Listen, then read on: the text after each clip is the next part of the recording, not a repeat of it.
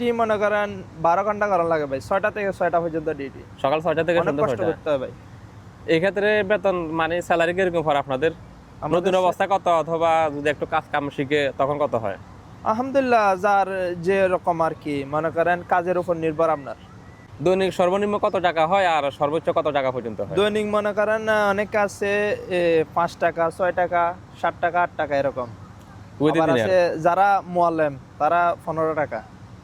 আমার প্রত্যাশা হলো সবাই কাজ শিখে আসো। আসসালামু আলাইকুম।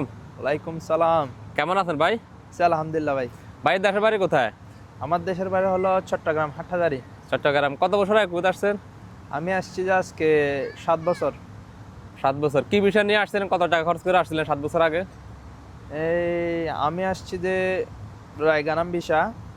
আজকে থেকে আরো 7 বছর আগে 8 লাখ টাকা খরচ হয়েছে, এই আর কি। সফর দিয়েছিলেন 7 বছরে?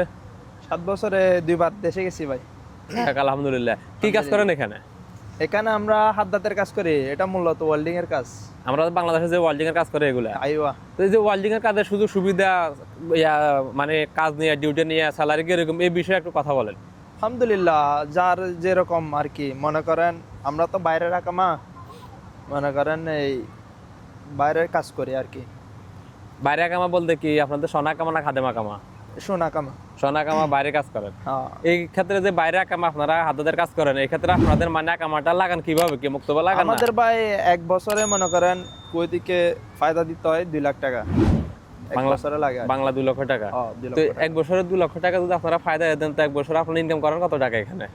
এটা আর কি ভাই, বছরে মনে করেন তাকে না তেমন আকামা টাকামা লাগাই মনে করেন দেশে যাইতে পারি, এই আর কি। যাই হোক, 2 বছর পর, তাও 2-3 বছর পর যাইতে পারি। এখানে যে হাই যে ওয়েল্ডিং এর কাজ করেন, আপনাদের মূলত কাজটা কি, কি ঘরের কোনো কাজ না অফিসের মনে কোনো করেন কাজ? বাইরে পার্কিনের কাজ আছে আপনার, এই আর কাজ আছে, ওই মনে করেন হাদিদের কাজ, হাতের কাজ, লোহার কাজ আর কি। ডিউটি কত ঘন্টা পরে? ডিউটি মনে করেন 12 ঘন্টা করা লাগে ভাই, 6টা থেকে 6টা পর্যন্ত ডিউটি। সকাল 6টা থেকে অনেক সন্ধ্যা কষ্ট 6টা। করতে হয় ভাই। এই ক্ষেত্রে বেতন মানে স্যালারি কিরকম হয় আপনাদের? নতুন অবস্থা কত, অথবা যদি একটু কাজ কাম শিখে তখন কত হয়? আলহামদুলিল্লাহ, যার যে রকম আর কি মনে করেন কাজের উপর নির্ভর আপনার। আপনি কাজের উপর নির্ভর। সর্বনিম্ন কত হয় এবং সর্বোচ্চ কত, মানে দৈনিক আপনাদেরকে দৈনিক না মাসিক? আমরা কাজ করি দৈনিক। দৈনিক। দৈনিক সর্বনিম্ন কত টাকা হয় আর সর্বোচ্চ কত টাকা পর্যন্ত হয়? দৈনিক মনে করেন অনেকে আছে 5 টাকা, 6 টাকা, 7 টাকা, 8 টাকা এরকম। আবার আছে যারা মোয়াল্লেম, তারা 15 টাকা। 15 টাকা। আচ্ছা, তো দেশ থেকে যদি কেউ এই বিষয়ে আসতে চায়, তার আগে আসতে পারবে? আসতে পারবে, অসুবিধা নেই, আসতে পারবে, কিন্তু কাজ কাজ জানতে হবে। কাজ শিখে আসো। আমার প্রত্যাশা হলো সবাই কাজ শিখে আসো। কি কি কাজ কাজ শিখে শিখে আসলে আসলে বেশি ভালো মনে হবে? করেন সবাই কাজ করতে পারবে এখানে।